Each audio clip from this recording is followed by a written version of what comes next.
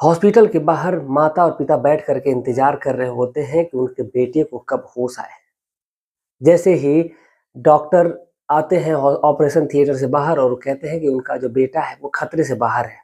इतने में मौके पर पुलिस भी आ जाती है। पुलिस भी डॉक्टर से सेम वही बात पूछती है कि एक बात बताइए कि ये जो लड़का है जिसका नाम विकास है, विकास की हालत कैसी है?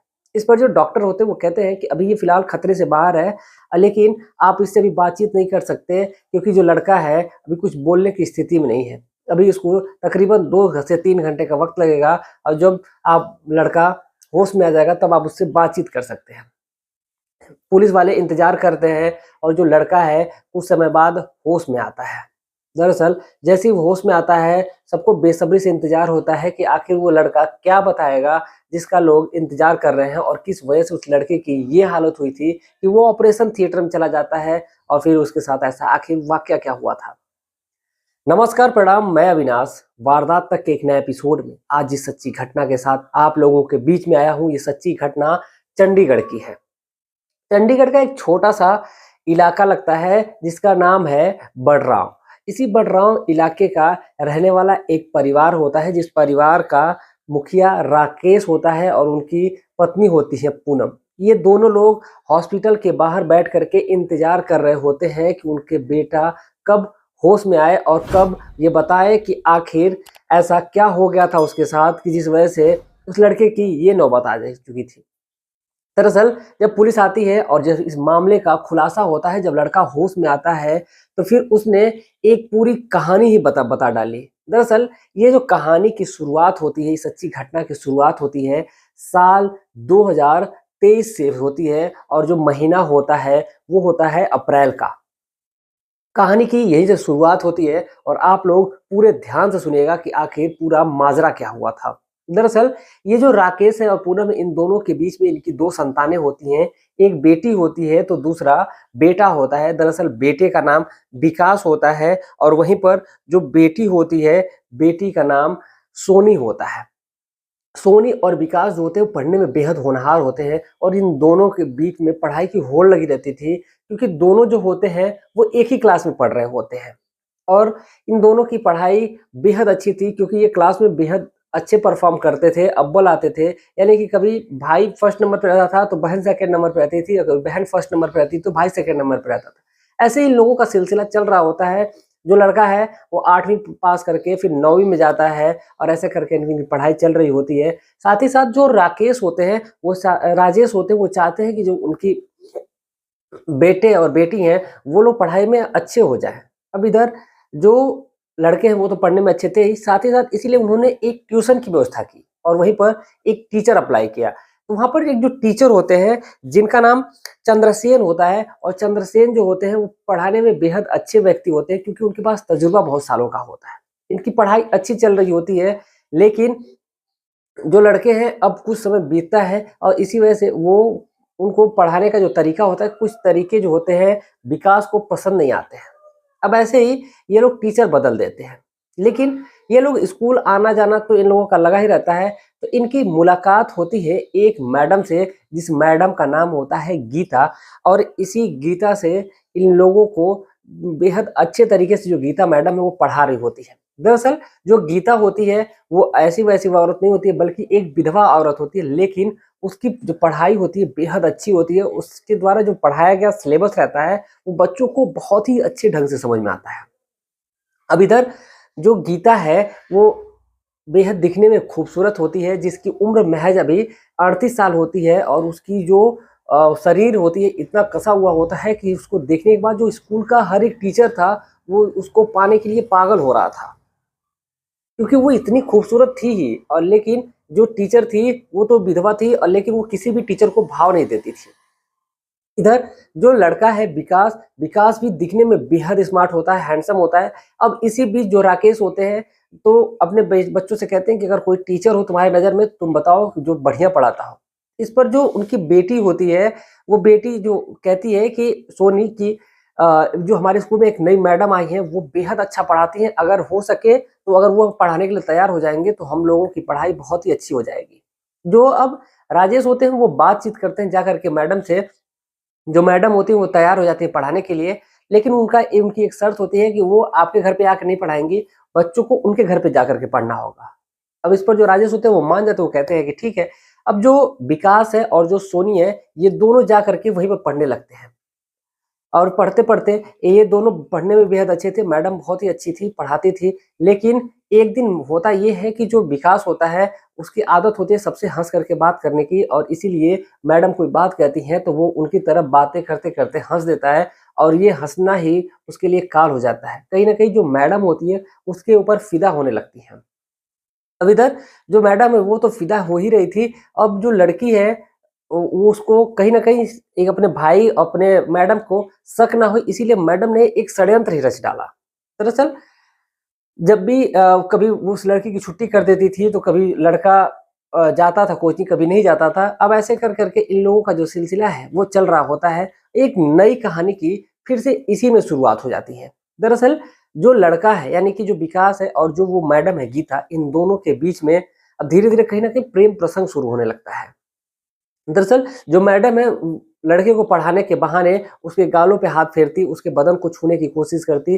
जो लड़का है अब इस चीज़ से अनजान होता है, कहीं न कहीं वो इस बात को समझ ही नहीं पाता है कि उसकी मैडम उसको ऐसे क्यों छूती हैं। लेकिन उसको लग रहा है कि मैडम उसे बहुत ज़्यादा मानती हैं, बहुत ज़्यादा दुलार करती हैं। तो जितना जैसे हाथ वो लड़के के गाल पे, हाथ में सिर पे फेरती, वैसे ही वो हाथ उसकी बहन के यानी कि सोनी के ऊपर भी फेर दिया करती थी, इसलिए ताकि सोनी को शक ना हो। अब वो इस चीज़ को बचाने के लिए कि इन दोनों के अगर रिश्ते के बारे में अगर मैडम को का और विकास का पता चल जाएगा, तो फिर बदनामी होगी। इसीलिए उसने कहा कि सोनी, मैं तुम्हें नहीं पढ़ा सकती, क्योंकि एक साथ 2 बच्चों को हैंडल करना मेरे बस की बात नहीं है। एक काम करो कि तुम कोई और टीचर ढूँढ लो। इस पर जो सोनी होती है वो कहती है कि ठीक है। सोनी जो है वो किसी अलग टीचर के यहाँ चली जाती है, वो अलग पढ़ने लगती है, और इधर जो विकास है, वो मैडम के यहाँ आकर के अकेले पढ़ने लगता है। अब मैडम को मौका मिल जाता है। और इधर जो विकास है वो तो छोटा लड़का, उसको क्या ही पता, जिसकी उम्र महज अभी 16-17 साल के करीब है, क्लास 9वीं का छात्र है वो, अब 10वीं में जाएगा, और अप्रैल सीजन से पहले की ये बात है। अप्रैल बाद वो फिर सीधे 10 में चला जाता। अब इधर जो मैडम है और इन दोनों के बीच में, अब मैडम को मौका मिला तो फिर मैडम उस लड़के पर टूट पड़ती हैं, और फिर इन दोनों के बीच में शारीरिक संबंध बनने का सिलसिला शुरू हो जाता है। दरअसल जब भी उनको मौका मिलता है, जब विकास उनके घर आता, तो इन दोनों के बीच में शारीरिक संबंध बनने लगते, और उन दोनों के साथ वो ऐसी स्थिति होती थी कि पहले तो विकास को अच्छा नहीं लगता था, लेकिन अब धीरे-धीरे विकास की आदत हो चुकी थी, और विकास बहुत ही किस्मत वाला था कि जिसके पीछे सभी लोग पड़े हुए थे, वो विकास को मिली।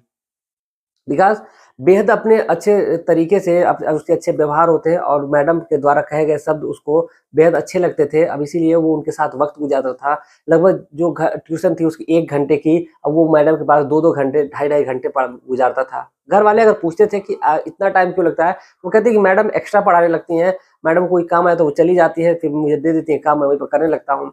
जब घर वाले हैं वो भी बेहद खुश होते हैं, जो लड़का है वो पढ़ाई में उसका मन लग रहा है। लेकिन अब इसी बीच जो लड़का है, जो विकास है, विकास के जीवन में एक नई लड़की एंट्री मारती है। जो नई लड़की है उसका नाम संगीता होता है। दरअसल जो संगीता है दिखने में बेहद खूबसूरत होती है। वो केवल उसका एडमिशन ही वहाँ पे स्कूल में इसलिए हुआ कि वो बस आकर के क्लास करेगी। वो दिखने में इतनी हॉट थी, इतनी खूबसूरत थी कि हर लड़का जो उसकी क्लास का है, उस लड़की के पीछे दीवाना हो गया था, कुछ ही समय में। लेकिन वो जो लड़की है, बस वो विकास की पढ़ाई के पीछे भागने लगती है, और वो कहीं न कहीं वो विकास की दीवानी हो जाती है। अब वो विकास और जो संगीता है, इन दोनों के बीच में धीरे-धीरे कहीं न कहीं अब अफ़ेयर होने लगता है, और जैसे-जैसे जो लड़का है विकास, वो अब संगीता के प्रति के पास जाने लगता है, तो फिर जो अपनी मैडम है उनको कम टाइम दिया करता है, उनको कम भाव दिया करता है।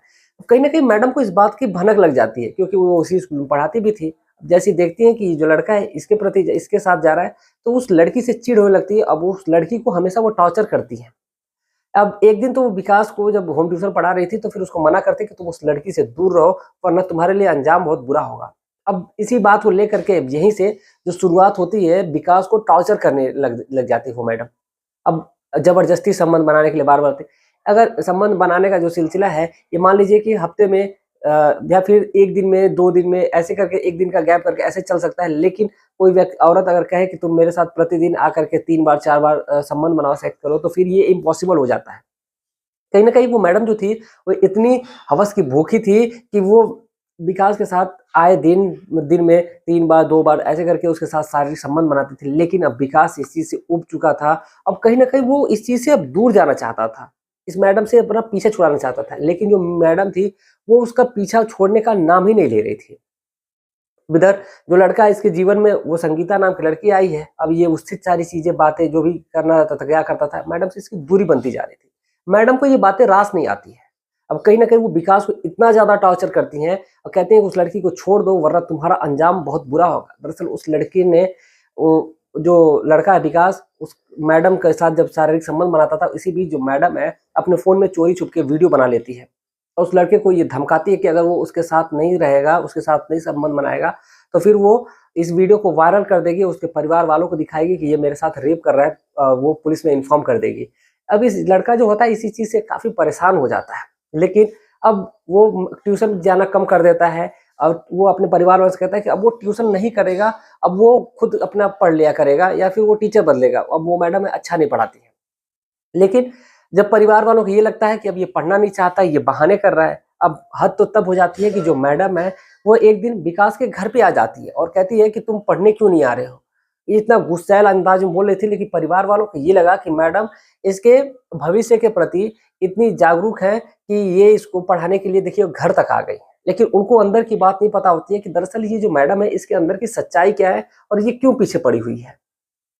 अब इधर जो लड़का है, अब ना चाहते हुए भी जाता है उस मैडम के साथ और जो मैडम है उसको टॉर्चर पे टॉर्चर करती है। अब एक दिन ये बात लड़का बर्दाश्त नहीं कर पाता और उस मैडम से को मना कर देता, कहता है कि अब वो उसके साथ शारीरिक संबंध नहीं बनाएगा, चाहे कुछ भी हो जाएगा। इस पर जो मैडम है इतना गुस्सा होती है, वो बस वो तुरंत उस लड़के को तो छोड़ देती है, लेकिन शाम को जब लड़का होता है वो दूध लेने के लिए जब बाहर जाता है तो मैडम उसको बुलाती है, और क्योंकि कुछ ही दूरी पर उस लड़के का घर होता है और जैसे वो मैडम उस लड़के को बुलाती है, तो फिर वो लड़का तो जाता है, लेकिन उस लड़के के साथ वो मैडम हो लेती है, कहती है कि मुझे यहाँ से कुछ दूरी पे जाना है मार्केट के लिए, क्या तुम मुझे अपने साथ लेकर के चलोगे? तो वो लड़का कहता है कि ठीक है।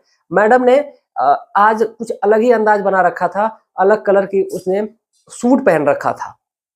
सूट पहनने के बाद उसने अपना मुँह जो था वो एकदम ढक रखा था, ताकि किसी को ये पता न चल सके कि ये वही मैडम है स्कूल वाली जो इसलिए बच्चे को पढ़ाती है। दरअसल जो लड़का होता है यानी जो विकास होता है, उसको मैडम को बाइक पे बिठाता है और जो मैडम द्वारा बताए गए रास्ते पर लेकर के जाने लगता है। उधर जो मैडम है, अपने पास कुछ हथियार रखी रहती है और जैसे ही मौका मिलता है उस लड़के को एक जगह सुनसान जगह में रुकवाती है और रुकवाने के बाद कहती है कि बताओ कि तुम उस लड़की का साथ छोड़ोगे कि नहीं? जो लड़का होता है अब बेहद एकदम डरा हुआ इंसान तो होता ही है, लेकिन बड़ा ही हिम्मत करके वो कहता है कि चाहे कुछ भी हो जाएगा वो उसको नहीं छोड़ेगा। इस पर मैडम को इतना ही सुनना था कि ताबड़तोड़ उसके पेट में चाकू से वार करने लगती है। लड़का वहाँ से लहूलुहान हो जाता है, वहीं पे गिर जाता है और जो मैडम होती है वहाँ से मौके से फरार हो जाती है। जैसे ही फरार होती है, फिर जो आस-पड़ोस के लोग हैं, वो कोई एक गाँव का ही व्यक्ति होता है, जो उसी रास्ते से जा रहा होता है, तो देखता है उस लड़के को जो खून से लहूलुहान है, तो फिर वो शोर मचाता है, चिल्लाता है। आस-पड़ोस के जो लोग हैं, वहीं पर इकट्ठा होते हैं और उस लड़के को जल्दी में हॉस्पिटल में लेकर के जाया जाता है। और हॉस्पिटल में पहुँच कर के जो लड़का है, वहाँ पर लड़के के अंदर इतना घाव हो गया था कि डॉक्टर बोलते हैं इसका तुरंत ऑपरेशन करना पड़ेगा। क्योंकि घाव जो था वो एक ऐसे हथियार से किया गया था जो जख्म बेहद अंदर तक चला गया था और एक बार नहीं बल्कि 2-3 बार चाकू से ऐसे पता नहीं क्या कौन-सा ऐसा हथियार था जिससे वार किया गया था कि लड़के का ऑपरेशन करना पड़ा और माता-पिता वहीं पे बैठे हुए थे। इसी बीच गाँव वालों ने फ़ोन भी कर दिया था थाने में और फिर मौके पर पुलिस भी पहुँच जाती है और सारी जब सच्चाई ये पुलिस के सामने आती है, तो पुलिस भी हैरान हो जाती है, परेशान हो जाती है कि आखिर एक स्कूल की टीचर पढ़ाने वाली जो गुरु होता है, गुरु को एक माता-पिता से ऊपर का ओहदा दिया गया है, माता-पिता से ऊपर का दर्जा दिया गया है, वो ऐसा अपने स्टूडेंट के साथ कैसे कर सकता है?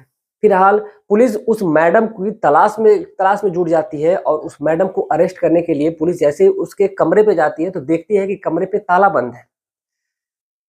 उस मैडम का फ़ोन निकाला जाता है, तो पता चलता है कि जो मैडम है, उसका जो फ़ोन है, वो बंद हो चुका है। अब पुलिस अचंभे में पड़ती है कि आखिर वो अब क्या करे? दरअसल स्कूल में पता करती है तो पता चलता है कि जो मैडम है इसने तो कई दिन पहले अपना हिसाब-किताब करवा लिया था और यहाँ से वो जाने की बात कर रही थी, बोल रही थी उनका ट्रांसफ़र हो गया है। अब जैसे ही इस बात को पुलिस को पता चलता है तो पुलिस हैरान है, परेशान है कि आखिर अब क्या करे वो? फिर पुलिस टेक्निकल टीम का सहारा लेती है और फिर जो नंबर होता है उस नंबर को सर्विस लाइन पे चढ़वाती है। और फिर एक बार जो फ़ोन होता है उस मैडम का शाम के टाइम लगभग, यानी कि मर्डर के माफ़ी चाहते हैं, जो उसने औरत ने किया था, यानी कि विकास की चाकू मारी थी, उसके लगभग 2 दिन बाद पुलिस जो थी उसका लोकेशन ट्रेस तो कर ही रही थी। फ़ोन गलती से उसने ऑन कर लिया और एक फ़ोन किया, और जैसे ही फ़ोन उसका ऑन होता है तो उसकी लोकेशन पता चल जाती है। दरअसल जो उसकी लोकेशन होती है वो राजस्थान की दिखा रही थी। राजस्थान का जो एक पुलिस स्टेशन, माफ़ी चाहते हैं, एक स्टेशन है, रेलवे स्टेशन जयपुर, और उसी जयपुर स्टेशन की दिखा रही थी। अब जैसे ही पुलिस ये चीज़ देखती है, तुरंत जयपुर पुलिस से कांटेक्ट करती है और तुरंत फ़ोटो सर्कुलेट करती है, और जो पुलिस जयपुर की है उस महिला को जा करके तुरंत अरेस्ट करती है। अरेस्ट करने के बाद जो जयपुर पुलिस है उसको अपने थाने में बिठाती है। फिर चंडीगढ़ की पुलिस जयपुर जाती है और वहाँ से उस महिला को अपने थाने में लेकर के आती है, और उसके बाद फिर उस महिला से पूछा जाता है।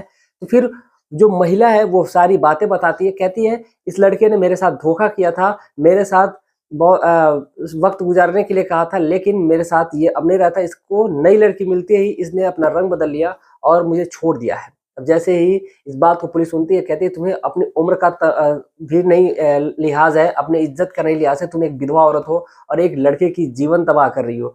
फिलहाल जो महिला है उस पे धारा 305, 302 और 420 तमाम और भी धाराएँ लगा करके, ये पहली बात तो एक नाबालिग लड़के के ऊपर उसने ऐसा किया था, तो उसके ऊपर तमाम और भी धाराएँ लगाई जाती है, और फिलहाल उस महिला को जेल की सलाखों के पीछे डाल दिया जाता है। जब उसका रिकॉर्ड चेक करती है पुलिस, तो पता चलता है कि इस महिला का काम ही यही होता है, और ये जहाँ भी जाती थी अपनी हवस का शिकार बच्चों को बनाती थी और फिर उनके साथ हैवानियत करती थी, उनके साथ संबंध बनाती थी, और जब उससे उसका मन भर जाता था तो फिर वहाँ से ट्रांसफ़र करवा लेती थी। लेकिन ये ऐसा दूसरा मामला होता है, और एक पहला मामला पहले एक कहीं जगह और पढ़ाती थी, वहाँ पर इसने मर्डर किया था और फिर वहाँ से फरार हो गई थी, लेकिन वहाँ की पुलिस जो थी वो एक्टिव नहीं होती, और फिर वहाँ से ये महिला बच जाती है।